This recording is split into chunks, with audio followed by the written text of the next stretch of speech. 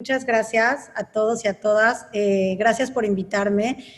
Gracias a Kerstin por su confianza. Y yo estoy segura que esto que es una continuidad de un trabajo que ya se viene hecho, pues realmente sí va a fortalecer a la institución.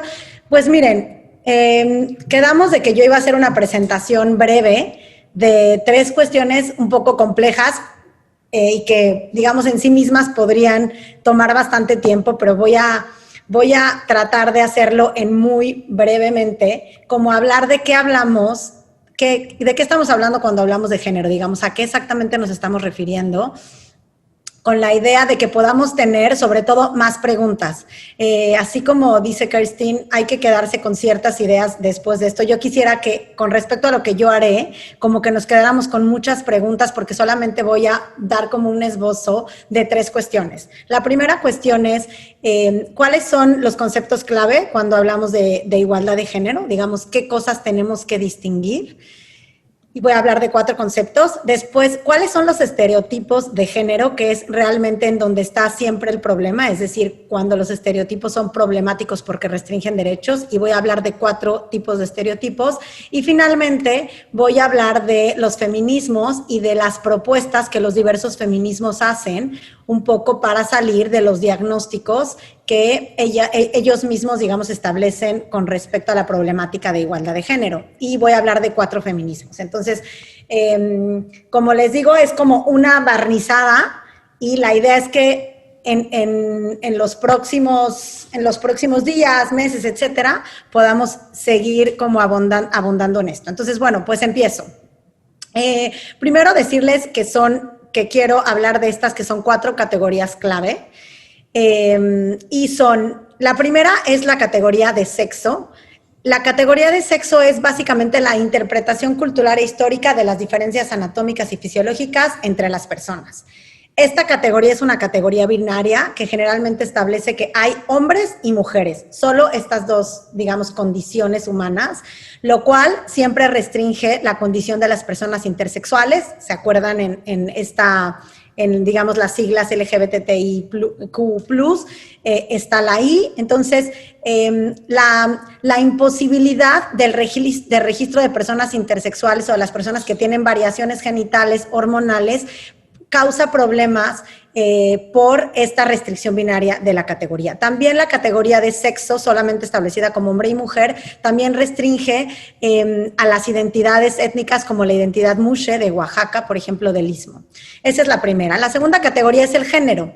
El género es la construcción cultural de esa diferencia sexual, es decir, lo que se asocia a ser hombre y mujer, todo lo que se asocia con eso, todo lo que los roles, digamos, los comportamientos que las mujeres y los hombres solamente por tener cierto cuerpo tendrían que hacer. Entonces el género también es una categoría binaria y se categoriza como lo femenino y lo masculino.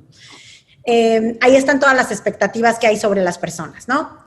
Podemos ir empezando haciendo combinaciones. Hay hombres masculinos y hay hombres femeninos, hay mujeres femeninas y hay mujeres masculinas. Tercera categoría, la orientación sexual. La orientación sexual es una categoría que habla de cómo nos vinculamos nosotros afectivamente y amorosamente y en términos de nuestro deseo y de nuestro placer con las otras personas. Entonces, si yo soy mujer y tengo una afinidad, digamos, emocional y de deseo con otra mujer, entonces me llaman lesbiana o homosexual. Si yo me identifico con una persona del sexo opuesto, entonces me llaman heterosexual. Y si yo tengo preferencia por, digamos, las 2 personas o afecciones hacia los hombres y a las mujeres, me llaman bisexual. Entonces también aquí podemos empezar a hacer como estas combinaciones. Hay mujeres masculinas heterosexuales, hay mujeres femeninas homosexuales. Hay hombres masculinos homosexuales y hombres femeninos heterosexuales. ¿Me explico? Y ahí empiezan todas las combinaciones. La cuarta categoría es la categoría de identidad de género. La identidad de género es esta concordancia entre el sexo que se me asignó al nacer, es decir, hombre o mujer, y la sensación muy personalísima y emocional que yo tengo de mi sentido de mí misma. Entonces, si a mí se me asignó el sexo a nacer de mujer, yo, Mónica, particularmente es mi caso, yo me siento mujer en mi forma, en mi identidad, entonces soy cisgénero, es decir, coincide mi identidad de género con el sexo que se me asignó al nacer. Si eso no ocurre y no hay coincidencia entre el sexo asignado al nacer con la sensación personal de la identidad, entonces la persona se le denomina transgénero. Y ahí hay varias categorías como transexual, transgénero y travesti. Básicamente la diferencia entre las dos primeras es que hay personas que no necesitan hacerse ninguna modificaciones corporales para de todos modos asumir su identidad de género tal cual. Vale, esas son como las cuatro primeras categorías. Aquí lo que se dice es que hay ciertas, como en medio de estas categorías, hay como categorías que son priorizadas socialmente. Hay categorías que tienen mayores valores. Por ejemplo, los hombres sobre las mujeres, digamos, eso es lo que opina cierto sector.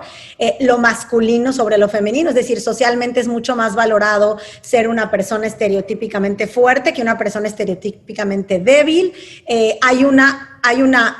Hay un impulso también hacia la heterosexualidad, se llama como la heterosexualidad compulsiva, es decir, en algunos casos ni siquiera se plantea como opción que uno se pueda relacionar afectiva y amorosamente o sexualmente con otra persona del mismo sexo, porque esto es lo que es, esto es la normalidad. Y también hay una visión completamente, digamos, cisgenerizada, es decir, hay como prácticas de cisexismo, donde siempre se mira desde una perspectiva donde hay concordancia entre el sexo al nacer y la identidad de género. Luego, los estereotipos, esa es como la primera parte. Los estereotipos de género, también les voy a hablar de 4 estereotipos de género. Los estereotipos de género son como, todo el mundo sabe lo que son los estereotipos, son ideas fijas sobre algo, ¿no? El problema con los estereotipos es que no nos permiten ver a las personas en la individualidad. Los estereotipos en algunos tienen mucha utilidad, como los prejuicios en muchos momentos tienen ciertas utilidades, pero cuando restringen derechos o establecen cargas desproporcionadas o tienen impactos diferenciados en las personas es cuando se vuelven problemáticos. Entonces, los estereotipos de género afectan a hombres y a mujeres. Espero poder ser clara en darles ejemplos de cómo los estereotipos de género no nada más afectan a las mujeres, sino también a los hombres. Y eso realmente lo que tiene es un costo social. Entonces, mucho de la invitación es a cuestionar los estereotipos de género todo el tiempo. Los estereotipos de género son muy sencillos, como les digo, son 4. El primero es el de sexo, que tiene que ver justo con las diferencias físicas y biológicas que existen entre hombres y mujeres. El estereotipo más claro es los hombres son fuertes, las mujeres son débiles. Así de simple. Y esta cuestión que parece tan simple y que puede estar y que se reproduce todo el tiempo, está siempre debajo de medidas que se legalizan, que medidas que están en nuestras normas y que están como en la base de nuestro actuar legal, normativo, etcétera. Por ejemplo, durante mucho tiempo a las mujeres se les impidió el trabajo nocturno.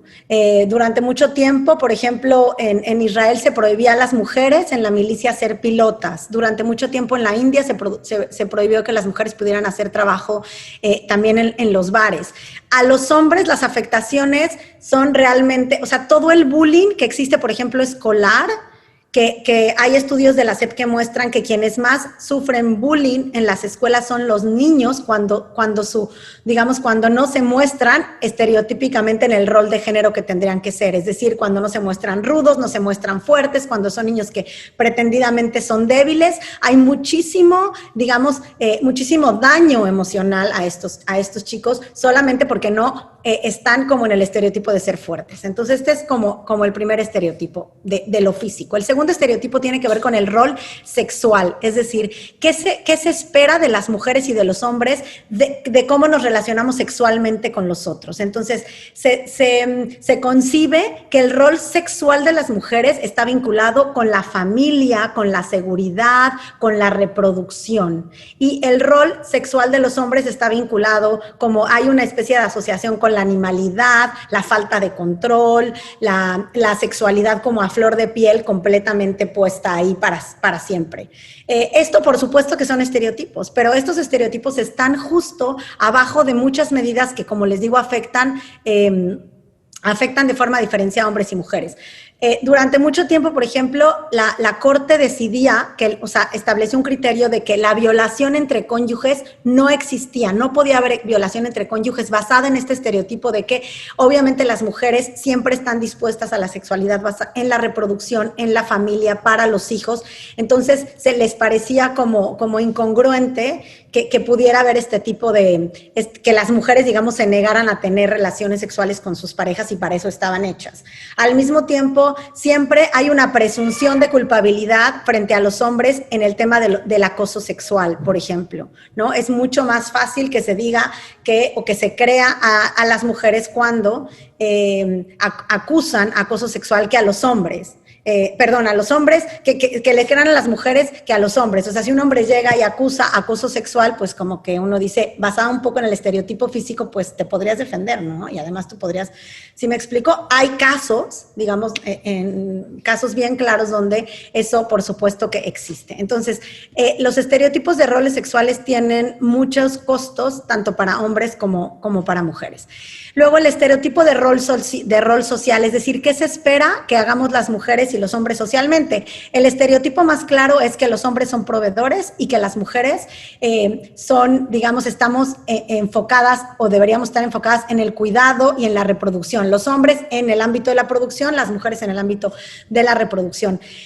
Este tipo de estereotipos también tiene repercusiones muy severas en la vida de los hombres cuando los hombres pierden el trabajo, y hay muchos estudios que muestran la vulneración de su ideal de masculinidad cuando esto ocurre, porque no pueden proveer, porque el que no paga entonces no manda. ¿Cómo le hace? ¿Me explico? O sea, está como todo esto que es muy dañino también para la salud de los hombres. Y en el caso de las mujeres, digamos, es tan claro como el caso de las muertas y desaparecidas de Ciudad Juárez, donde los agentes del Ministerio Público, cuando llegaban las mamás a decir que las chicas habían desaparecido, el agente del Ministerio Público le preguntaba, ¿dónde estaba su hija? Estaba en la discoteca. ¿Y dónde tendría que haber estado, señora? Y las señoras así, y por ese simple hecho de la respuesta que daban los agentes del Ministerio Público a las mamás, el Estado mexicano fue condenado con base en el estereotipo de género, de rol social, de impedir el acceso a la justicia para estas mujeres. ¿Sí me explico? O sea, está como en nuestra forma de dónde tendría que haber estado esa niña para que no le haya pasado lo que le pasó.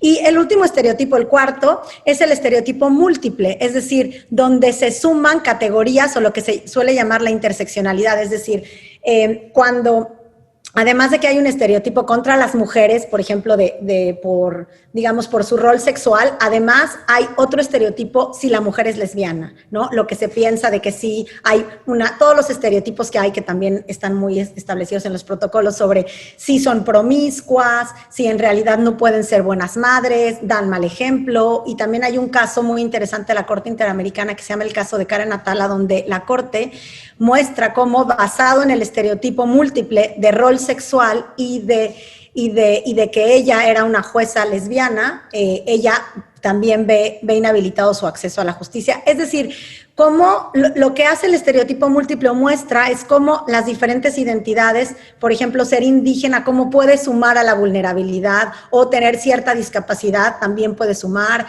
y ser una mujer trans, por ejemplo. Entonces, bueno, ese es como el segundo bloque de qué son los estereotipos de género, que obviamente genera mucho cuestionamiento y de cómo están interiorizados en las formalidades de nuestras leyes o en las partes no formales, pero sí que por resultado pueden tener impactos diferenciados.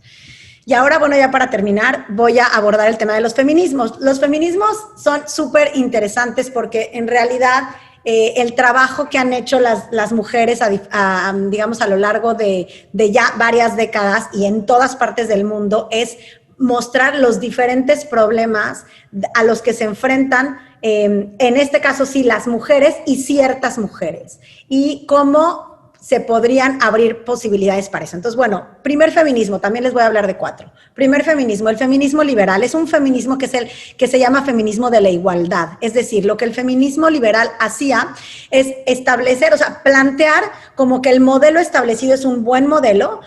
Lo único que pasa es que la idea de las mujeres que se tiene, como porque tener una naturaleza diferente, débil, entonces las mujeres no pueden estar ahí. Entonces lo que el feminismo de la igualdad pugna o liberal es decir, nosotros queremos lo mismo que los hombres. El parámetro son los hombres, entonces queremos igualdad de voto, digamos, y ahí están las sufragistas, son feministas liberales, igualdad en la educación, igualdad en el acceso a derechos, igualdad en el sentido de que podamos abrir una cuenta, de que podamos tener propiedad, de que podamos ser, digamos, propietarias y tenentes de la tierra. Entonces, es un feminismo que tuvo muchos resultados y que sigue teniendo muchos resultados muy concretos en términos de los cambios normativos. Entonces, todavía hay muchas otras demandas que se tienen que ir consiguiendo para lograr, digamos, que los derechos liberales establecidos, los clásicos, ¿no? Derecho a la igualdad, a la vivienda, a la salud, a la educación, puedan ser ejercidos de forma igualitaria por las mujeres. Ese es el primer feminismo.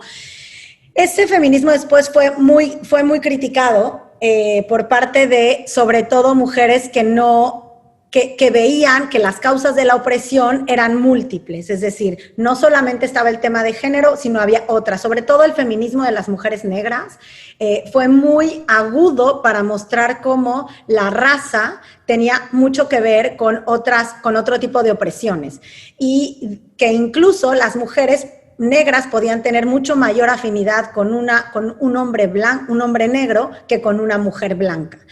Entonces, por supuesto que esta crítica es muy aguda, muy sensata y se empieza a complejizar. Ahora, entonces, el segundo feminismo es el feminismo que podríamos llamar radical. Es el feminismo que se le llama de la diferencia. Lo que dice el feminismo radical es que el sistema donde los hombres son quienes tienen derechos y digamos, el feminismo liberal que quiere como apegarse a eso, para las feministas radicales, eso en sí mismo es opresivo. O sea, lo que quieren las feministas radicales es decir, el sistema como está construido no ayuda, o sea, no va a hacer que las mujeres entren ahí, porque lo que hace es que si las mujeres entran en ese modelo va a haber otros costos para ellas, cargas extras de trabajo, es decir, los hombres no van a regresar al espacio privado, se van a quedar en el espacio público y las mujeres están digamos, con la triple jornada y como mayores cargas. Entonces, lo que dicen es que en realidad el modelo tiene que ser modificado. Y lo que las feministas empiezan a dejar de hablar como de igualdad y empiezan a hablar de opresión, explotación. El feminismo radical es muy interesante en términos de su crítica a la pornografía, en términos de su crítica a las prácticas de sexualidad, empiezan a hablar de interrupción de embarazo y, de hecho, el feminismo radical aboga mucho por el tema de superar la parte de la reproducción de las mujeres. Y gracias a ellas, mucho a su desarrollo teórico, es que muchas después de los desarrollos, digamos, científicos, para que las mujeres no tengan aquí en su cuerpo la reproducción, se vio muy legitimado, porque para ellas la idea de tener la carga de la reproducción en una misma era lo que como que socialmente les daba ese tipo de carga. Este es el feminismo radical. El feminismo radical fue muy criticado por, digamos, como por también su visión muy parcializada sobre las diferentes experiencias de las mujeres. El feminismo radical es un feminismo muy victimista, donde siempre pone a las mujeres como oprimidas, como que de alguna forma les quita la agencia de decidir, la agencia como que no permite diferenciar entre mujeres. Entonces, en ese sentido, el feminismo radical es un feminismo que tiene, por supuesto, como todos sus problemas, y obviamente los otros feminismos van un poco cuestionando eso. Después hay otro feminismo que es el feminismo cultural. El feminismo cultural, justo como a la par del feminismo radical, lo que dice es que las mujeres, o sea, como que esencializa la idea de las mujeres, muestra cómo el mundo, como está construido desde los hombres, desde la competencia, un poco así como hacia afuera y hacia arriba, dicen las feministas culturales, y las mujeres más bien tendríamos por nuestra naturaleza que estar hacia adentro y hacia abajo, conectadas con la tierra, con la reproducción, esencializan a las mujeres y dicen que lo más importante para las mujeres es realmente generar relaciones con más mujeres, es mucho lo que se llama la promoción del sexo vainilla, es decir, sexo entre mujeres, comunidades, donde dicen que si las mujeres realmente tuvieran el mando, entonces hubiera paz. No habría el tipo de guerras que habrían, y es mucho del origen de la sororidad, de que las mujeres tenemos una misma esencia, las mujeres estamos juntas, y bueno, pues este feminismo Es después, pues, por supuesto, muy criticado por este esencialismo, porque, pues, ¿qué es realmente la comunalidad entre las mujeres? Y estamos hablando que las categorías, pues, son creadas, que las categorías son, de cierta forma, inventadas, y justo lo que viene a decir el cuarto feminismo, y con eso termino, que es el feminismo posmoderno, cuestiona radicalmente estas posiciones esencialistas. O sea, tanto la idea victimista de las radicales, donde para las radicales los hombres son opresores, las mujeres son oprimidas, y de las culturales donde todas las mujeres tenemos esta naturaleza conectada a la naturaleza, a la tierra, donde todas somos casi que buenas. El feminismo posmoderno lo que dice es que todas estas categorías, incluida el género, incluida la raza, la clase, la orientación sexual, son categorías que solamente oprimen, y lo que tendríamos que hacer es cuestionar, digamos, todas las categorías, como que la lucha es en contra de cualquier tipo de opresión, pero incluso de cualquier relación de poder como esta, como entre hombres y mujeres, donde pues no siempre es unilateral, digamos, los problemas. Y lo que plantea es la importancia y la relevancia de resistir en comunidad. Es decir, no va a haber como grupos de mujeres resistiendo a favor de las mujeres. O sea, lo que requiere es una alianza plural, digamos, la lucha a favor de las mujeres requiere la alianza plural para eso. Lo mismo, digamos, el caso de las mujeres trans. O sea, las mujeres trans, no tengo que ser mujer trans para identificarme con el problema que puede estar ella padeciendo y para unirme a su lucha. Entonces, el feminismo posmoderno es muy de feminismo de resistamos las opresiones, el poder, y no de forma esencialista. No solo las mujeres, no, los hombres no pueden participar en nuestros grupos, sino hagámoslo realmente como con un proyecto político más visionario y de alianzas donde lo que sea la resistencia un poco al poder y a la opresión. Entonces, bueno, pues esto es como una especie de introducción muy breve, muy rapidísima y muy sintetizada. Disculpen si por supuesto que me imagino que aquí hay muchas personas expertas y conocedoras de estos temas, pero bueno, traté de ser como muy sintética, con justo como la idea de que podamos iniciar este tipo de conversaciones y podamos, con base en eso, pues tener como una especie de transformación personal, comunitaria e institucional. Pues muchas gracias. Gracias, Mónica. Muchísimas gracias, en efecto.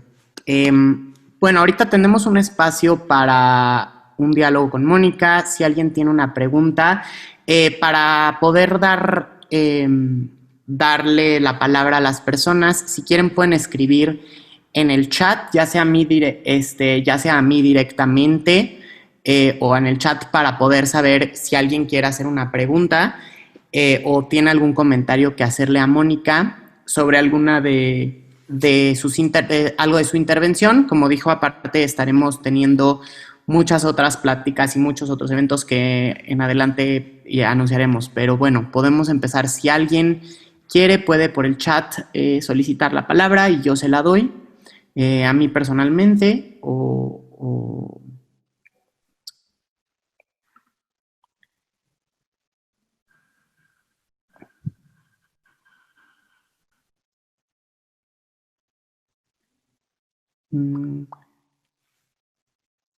bueno, no sé si aquí, bueno, bueno, Domingo Álvarez, si quieres hacer tu pregunta tú mismo. Sí, sin problema. Hola. Tengo una gran duda que he podido dialogar con algunas amigas y demás.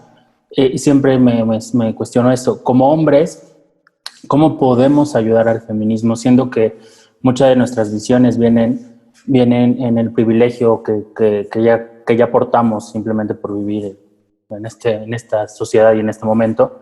Pero justo cómo podemos adentrarnos o sensibilizarnos o poder aportar hacia este feminismo, ¿no? Desde nuestra postura o desde lo que podemos realizar, obviamente sin ser intrusivos y sin volver a caer en que el hombre ayuda o tiene que, ¿no?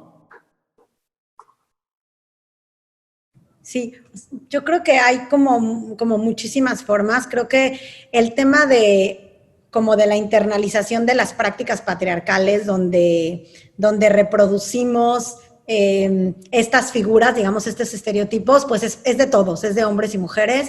Creo que todos y todas tenemos que hacer como esa chamba de cuestionarnos qué hacemos, qué estoy pensando de esta persona, qué es lo que es, a partir de qué me estoy dirigiendo a esta persona, qué pienso de ella, por qué estoy tratando de verla desde esta y esta otra perspectiva. O sea, yo creo que es un trabajo justo para todos.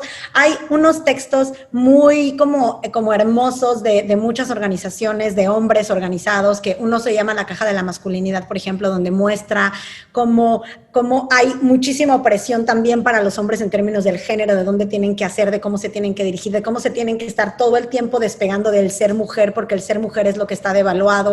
Y entonces hay como, yo creo que la parte de la lectura, la parte de la concientización, la parte de los grupos, o sea, siempre como desde el feminismo se ha trabajado como en eso, en grupos, porque también lo que ya siempre han dicho es que lo personal es político, que lo que uno vive acá se vuelve político, y lo que uno está viviendo es una cosa que también el sistema de cierta forma lo ha aceptado. Entonces, como las discusiones, yo creo que en comunidad, entre amigos, empezar con base en, digamos, la conciencia de cómo reproducimos estereotipos, pues ir poniendo alto de ciertas formas.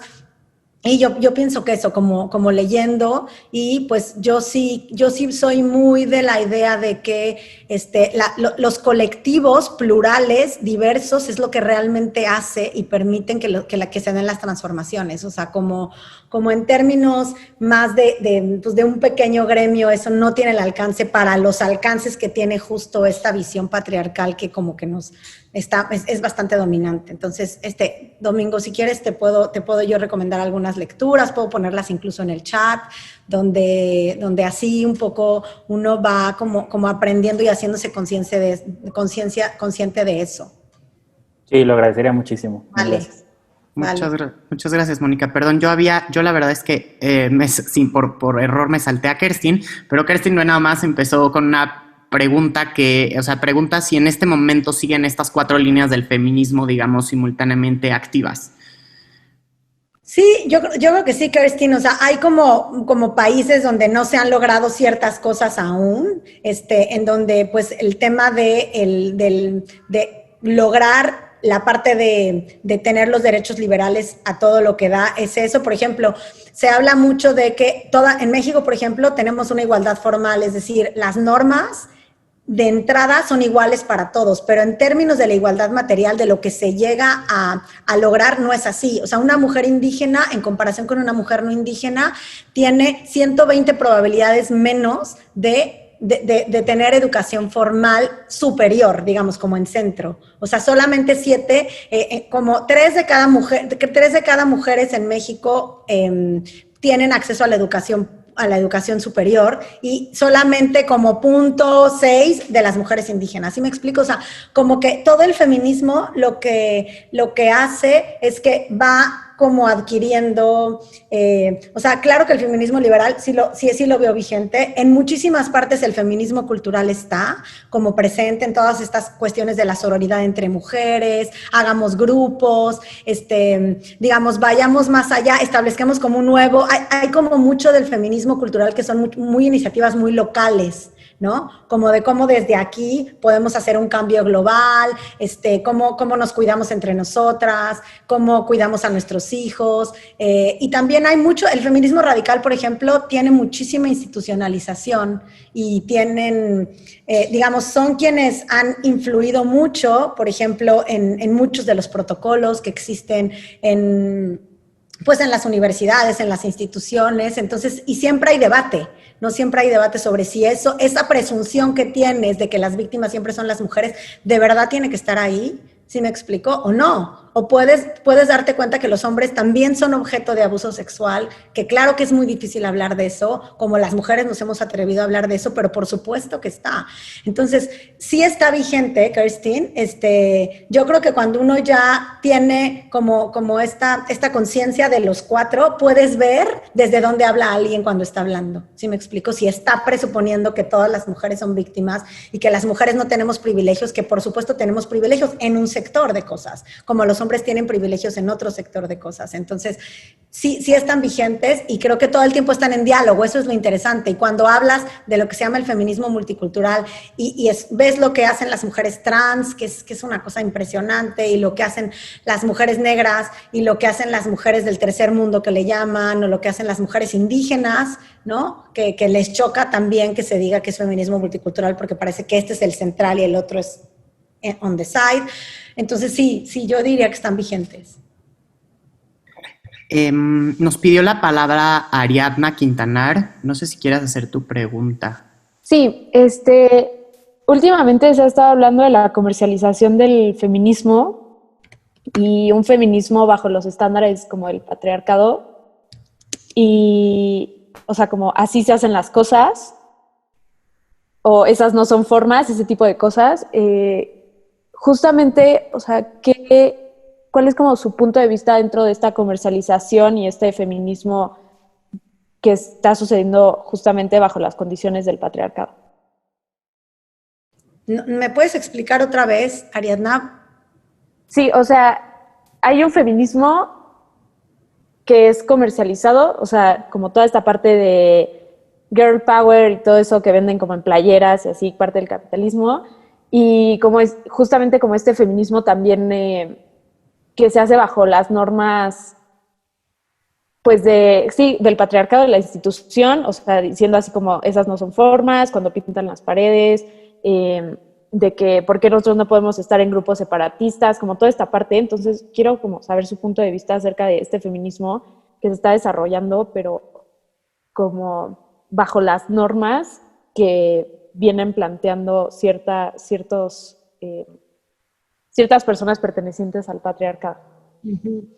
Bueno, mira, yo pienso como que dos cosas. Por un lado, hay sí una especie de feminismo que de hecho se ha llamado como el feminismo de la cuarta ola. Hay un documento también que si quieres te puedo compartir sobre justo que dice eso, cómo, sobre todo con las chavas más jóvenes y justo en el ámbito de las redes sociales, parece que hay una supuesta liberalización donde ellas quieren hacer todo con su cuerpo y mostrarse y hacer todo, pero como alguien también puso en el chat, como que está muy basado en la parte capitalista, ¿no? ¿Quiénes sí pueden hacer eso? ¿Quién tienen acceso a eso?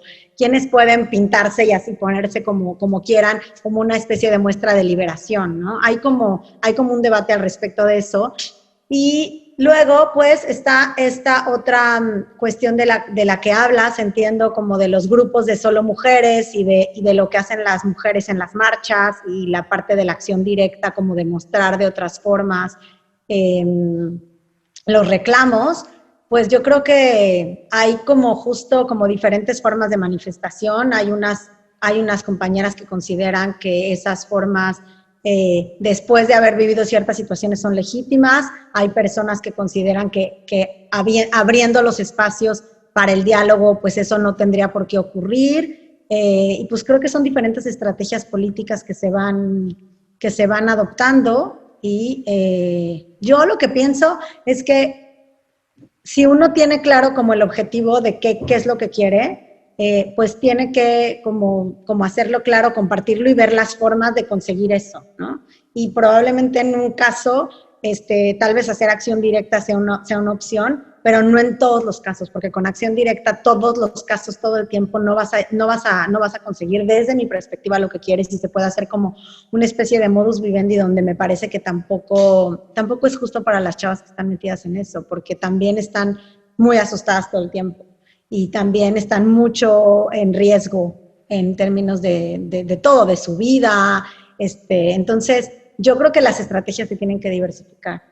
Si quieres podemos hablar de eso también. También hay otras personas un poco más especializadas. Las mismas chavas pueden hablar de eso, ¿no? Sí, justo. Vale, gracias. Muchas gracias, Mónica. Si quieres, tenemos 2 preguntas más para que después podamos pasar a que hablemos de otras, los compromisos y las próximas actividades y podemos, si quieren, también, si no, podernos alargar un poco, pero para seguir un poco del programa. Entonces, primero, por favor, Radamés Vargas, quiere hacer una pregunta y después Rocío Castillo.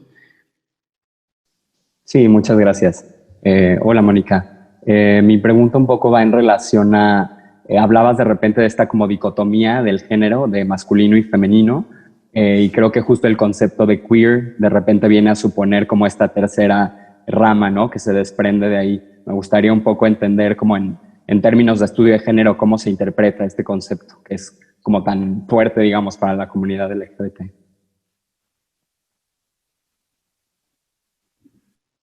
Bueno, pues justo es como la muestra de cómo las categorías en sí mismas limitan a las personas, ¿no? O sea, decir masculino y femenino, no puedo ser más que otra cosa de eso. Creo que ha abierto como toda esta parte de los estudios queer. Igual creo que hay que poder dialogar con alguien que tenga como esta visión de dónde vienen los estudios queer, qué hacen, en qué medida como, digamos, como maximizan la creatividad de las personas y no la parte de la, pues eso, de la limitación del sometimiento a dos categorías. Entonces, a mí también me encantan los estudios queer. Yo no soy súper especialista en eso, pero creo que igual podemos invitar a alguien que nos pueda hablar de eso, podemos dialogar. Sí, por favor, Rocío.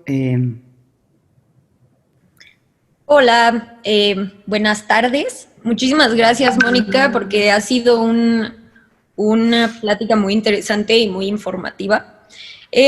Mi pregunta es más sobre pues, temas que tocaste anteriormente, sobre como protección a las mujeres y como la victimización y cosas así.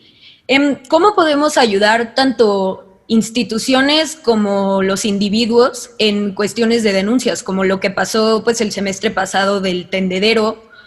Porque yo noto mucha revictimización y la verdad un muy mal manejo de las situaciones en general, ¿no? Entonces, pues me gustaría saber como cuál puede ser el apoyo o cómo funciona, pues, porque yo desde experiencias personales hasta pues cosas que he visto con amigas o con compañeras, muchas veces existe esta necesidad por parte de la sociedad de comprobar lo que está pasando antes de que exista cualquier tipo de protección, tanto como, o sea, en general para la mujer, pero en ciertos casos también para el hombre, ¿no? Justo lo que dice sobre los roles de género y así, que pues muchas veces no se espera que un hombre pueda pasar por esto. Pero la revictimización yo la noto muchísimo cuando existen estos procesos de denuncia. Entonces, me gustaría saber cómo se puede ayudar, cómo se puede mejorar. Sí, bueno, o sea, yo creo que cuando una víctima ha pasado por un proceso de cierto tipo, pues es una víctima de la situación y no quiere decir que se vaya a quedar en el papel de víctima para siempre. O sea, hay muchísimos ejemplos y creo que por supuesto esa es la idea. O sea, si una es víctima de, pues nada, de un asunto, pues uno lo elabora y puede ver de eso cómo podemos aprender para lo otro, ¿no?